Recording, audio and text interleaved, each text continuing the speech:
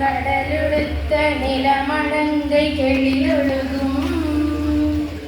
சீராரும் பதனமென திகழ் பரத கண்டமிதில் தற்கணமும் அதில் சிறந்த திராவிடன திருநாள்